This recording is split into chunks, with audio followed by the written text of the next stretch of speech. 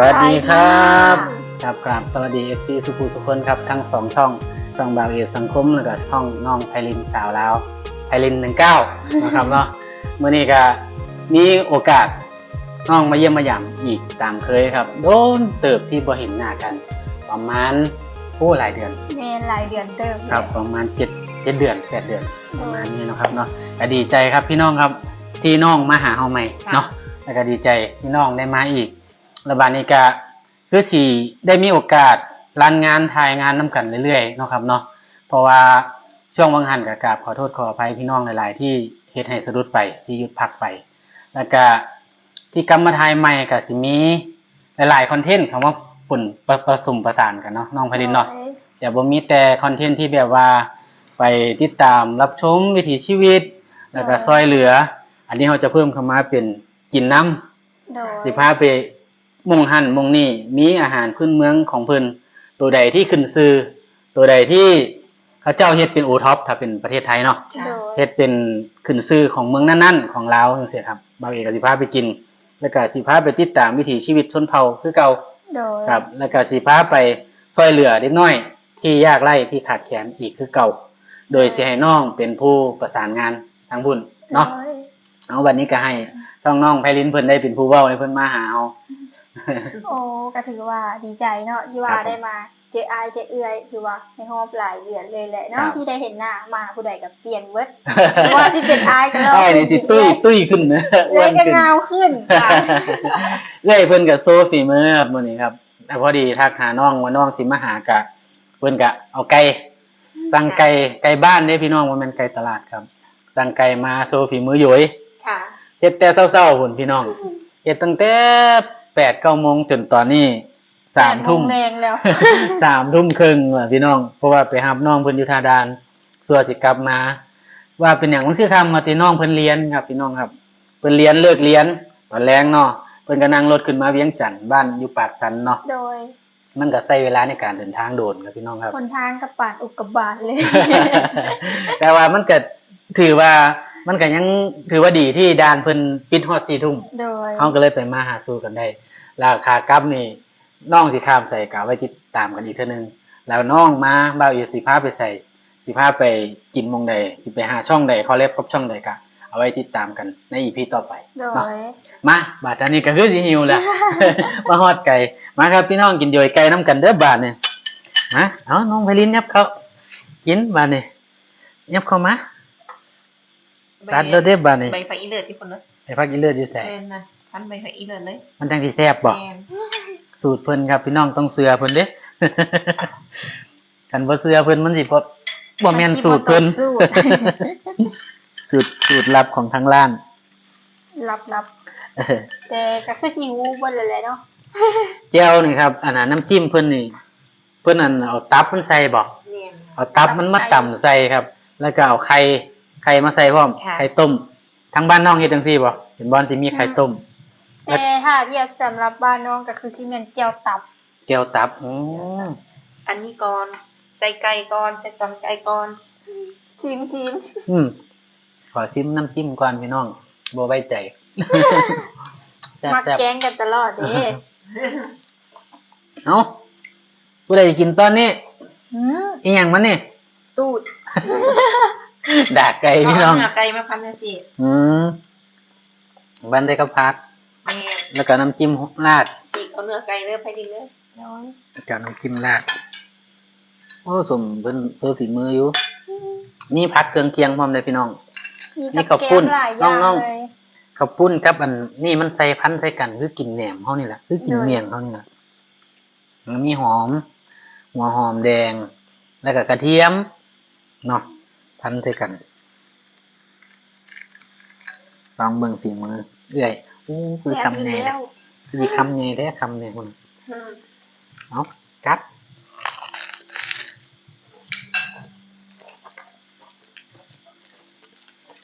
คำบักใหญ่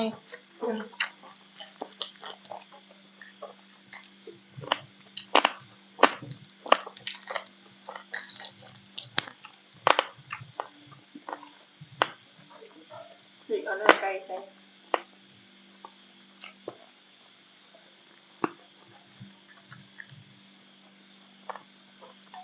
ผู้เฮาบ่ฮู้ เอาใส่เบิดตอนมีกระดูกน้อง กินได้เวลาไปลิน ยำด้วยกระดูก กินได้อยู่บ่ เนาะ แซ่บ เราบอกว่าเอาแต่เนื้อไก่ใส่ อืมหอมกระเทียมหอมมันพริกไทยหัวถึงไทย น้ำเจียวกระแซ่บเจียวกระแซ่บแซ่บสุด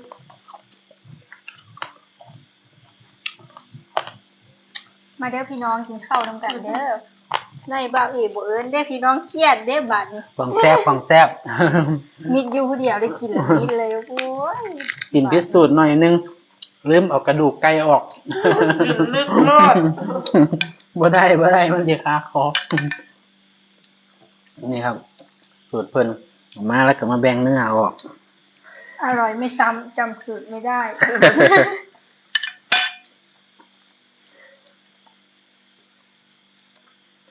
ไก่บ้านมันอยากเหนียว แต่ว่ามัน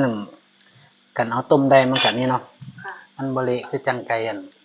ตลาด ไก่ตลาดมันจะเละมันจะอ่อน ไก่บ้านมันจะดีมงที่ว่ามันเหนียว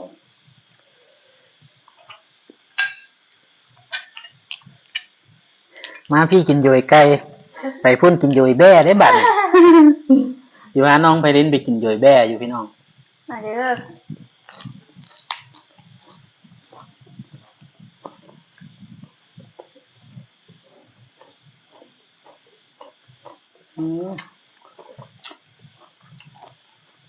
แซ่บหอมน่องอ่อนนั่นใส่หอนไข่ใส่ โดน มันที่หอม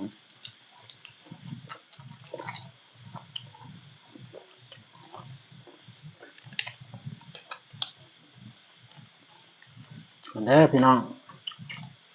ของแซ่บมาบ้านเขาก็กินโดยไก่เดี๋ยวจะพาน้ำไปกินโดยแบ่บ้านเพิ่น ยินดี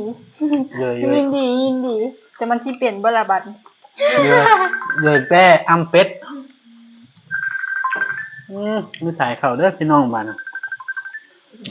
ขออนุญาตแป๊บนึงนะครับเอามาพี่น้องบ้านนี้กินต่อบางยามีสายเข่า ทีมงานครับทีมงานเพิ่นโทรถามข่าวเดี๋ยวช่องใดถ้าเอาไว้ติดตามรับชม EP ต่อไปพี่น้องจะได้เห็นหน้าคัดตาเพิ่นก็เป็นสายลาวคือกันเด้น้องไผลิน โดย สายพาเที่ยวตามติดตามวิถีชีวิตตามชนเผ่าคนลาวเพิ่นเป็นสายแอดเวนเจอร์จังหน่อย โดย ขับโมไซค์เลาะน้ำพูน้ำผาแล้วก็ทีมงานเพิ่นก็ไปได้สะพายลาว สะพายลาว แม่น เคยไทย เคยไทย เดี๋ยวสิพาไปพ่อเพิ่นไปร่วมทริปกับเพิ่นจักเทื่อพี่น้องอย่าไว้ติดตามเบิ่งเด้ออย่าเฝ้าทิ่มเฝ้าปลาเบาอีกสังคมกับน้องไพลินเด้อ อย่าเฝ้าลืม ก็ขอบบุญขอบคุณผู้ที่อยู่กับเฮามาตลอดเนาะน้องเนาะ โดยแล้วก็ให้การติดตามสนับสนุน อืม ว่าสิเป็นทางด้านใดก็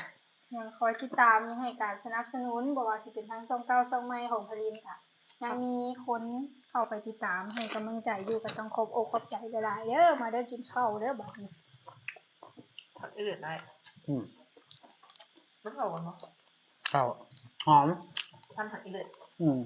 มันหอม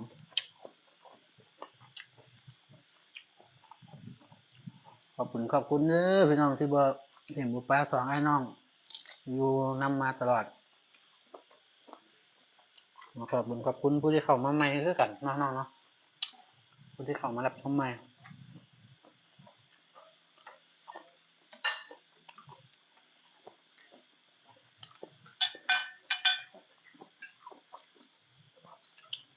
ช่วงนี้แซ่บบ่เน้นเว้าปานไหน บ่เป็นหยังหิวข้าว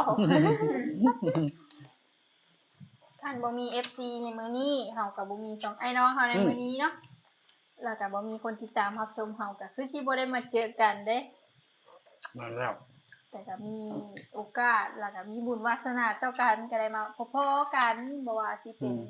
ไปทางนั้นมาทางนี้เนาะไอ้เอ้ยเพิ่นก็ต้อนรับเป็นอย่างดีเลยเนาะ เป็นน้องบ้านน้องไพลินพี่น้องถ้าผู้ใดเบิ่งเก่าสิฮู้นะว่าเป็นจังไดสวยงามบรรยากาศดี เพิ่นก็ต้อนรับดี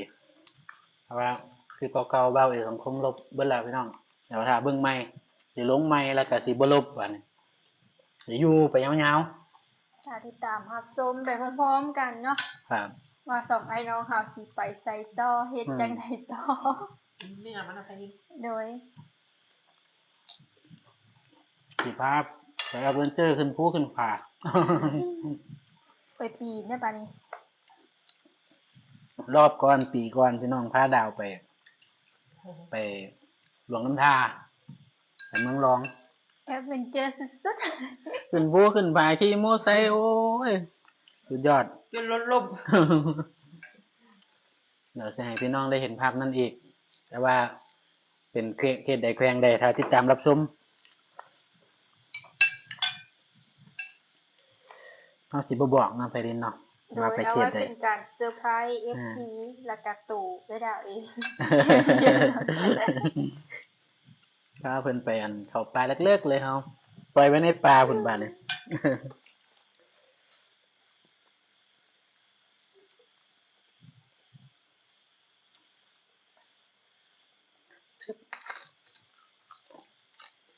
อืม เสียตะไคร้หยาบเนาะ หึมันหยาบดอก หยาบบ่ไปลิ้น ไก่บ้านตั้งที่หลัก น้องแห่งดัดฟันตลอด น้องดัดฟันมาพี่น้องน้องกินยากนี่ทั้งนั้น บ่เป็นหยังแซ่บนั่นเลยก็แซ่บ เลือกเอาตอนพอดีแล้วข้างในเด็กขาเล็กยากอีก ไอ้ก็ลืมคือพ่อสิพาไปกินไส้โหดจะได้มือนี่ สิรอดหรือสิเละถามเบิ่งเลยกัน สิพาเพิ่นไปกินโหดพี่น้อง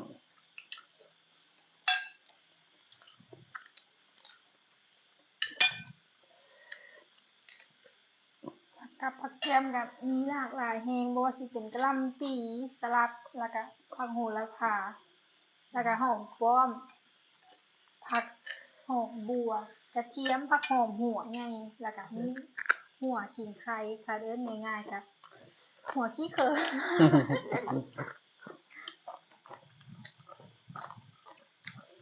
วันนั้นบ้านไอ้กะตะไคร้ ตะไคร้น้ำติบ่แม่นติโอ ตะไคร้ หาคนไทยกะยังคนไทย ก็ตะไคร้ไง บอก แต่ตะไคร้ แต่ว่าสำเนียงมันเปลี่ยนเด้ ตะไคร้ ตะไคร้ บ่แม่นตาไคร้เด้ สำเนียงอีสานนี่ตะไคร้แม่นไทยตะไคร้ว่าดิสำเนียงเปลี่ยน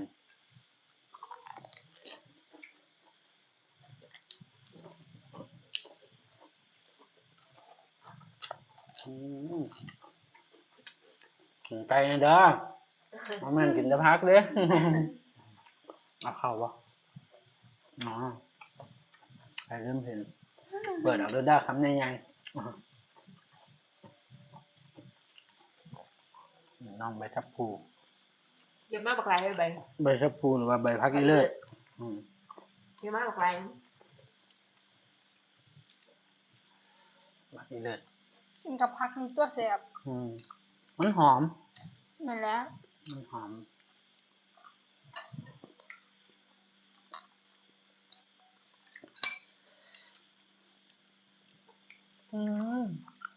กินคำใหญ่ๆนะ คำปม คำปุ่ม ๆคันอยู่บ้านน้องก็สิเอิ้นว่ากินข้าวมันเยอะ ๆสำเนียงเพิ่นอยากออกคือจังผู้ไทยนี่เด้พี่น้อง ๆกับต้นแอผู้ไทยเลย สำเนียงสิออกคล้ายๆผู้ไทยทางปากสัน กะไทยไทยปากสัน ไทยปากสัน เป็นคนไทยเลยพี่น้องไทยบ้านชมซื่น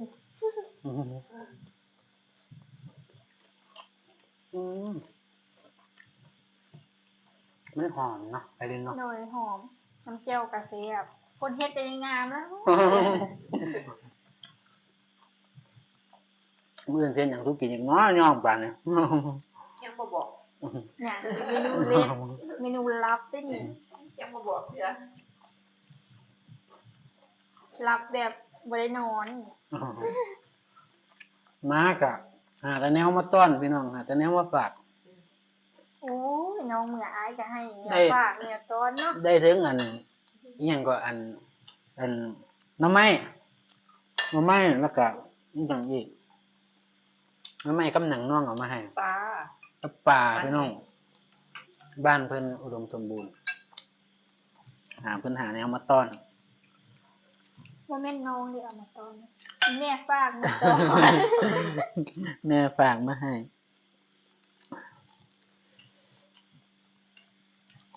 กันว่าไปหาเพิ่นก็เฮ็ดอีหยังก็ว่าอีหยังก็น้ำตาล กัน น้ำตาลปี๊บ อืม น้ำตาลปี๊บเนาะพี่น้องเฮ็ดถ้าเฮ็ด น้ำอ้อย น้ำตาลอ้อย น้ำอ้อย น้ำอ้อย น้ำอ้อย เอามาฝากซองตั้งหมกหลายกระท้อ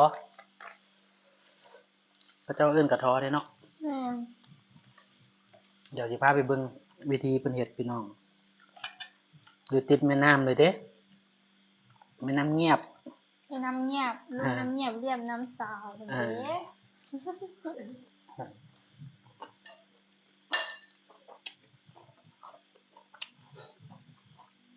ทำอยู่ทางนอกหมดเลย อืม นะสองทาง ว่างอะกินแต่หอมเบ้าไก่ใส่เรือ กินผักนี่แล้วมีวิตามินแล้วก็แซ่บ เอา กิ ไก่ น ใส่ ง่า น้ ยๆบ่อ้วน เอาไก่ใส่จีกเอาเลย โดย เมื่อจีกเอาไก่บ้านมันอยากแข็งในจักหน่อยบ่คือไก่อย่างตลาด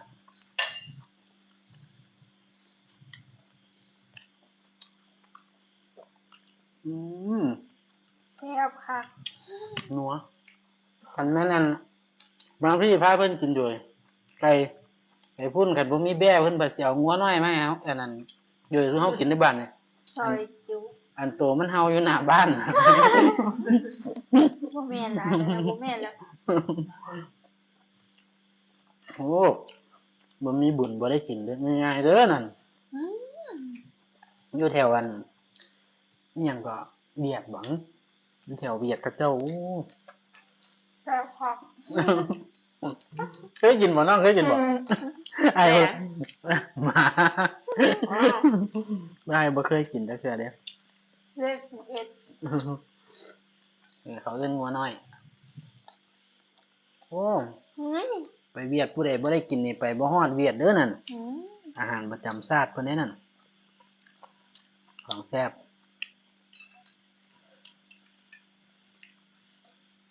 มีโอกาสชิมสิอยากชิมบ่น้องพะเล อืม บ่กินบ่ บ่กินตั้งแต่น้อย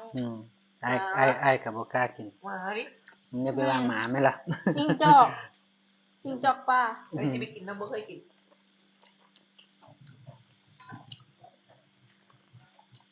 เคยเห็นเพิ่นกินอยู่เพิ่นให้กินอยู่แต่บ่กิน อืม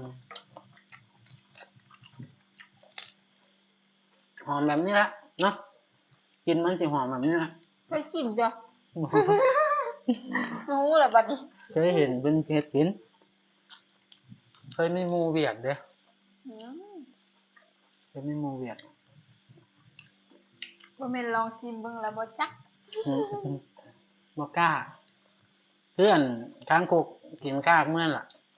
พระเจ้าเฮ็ดพระเจ้าบอกให้กินให้กับบ่กล้ากินให้ขอผ่านแนวใดที่เฮาบ่เคยกินบ่กล้ากินเฮาก็บ่ฝืนสินะ แม่นบ่ฟื้นตัวเอง เฮาก็ขอผ่าน FC เพิ่นก็สิเข้าใจอยู่ดอกเนาะ แม่บางคนเพิ่นก็บ่กินคือเฮา เดี๋ยวผู้เพิ่นกินกับดำสบายแล้วเด้อครับ แซ่บๆเลยบ่ต้องเกรงใจ อันนั้นผู้กินเฮาเว้าจังซี่เพิ่นก็สิเครียดเด้บ่ฮู้จักแนวแซ่บบ่สิว่าเนาะอืม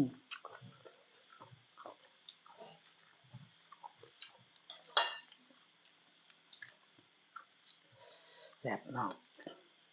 บีเด่นเป็นว่าไก่บ้าน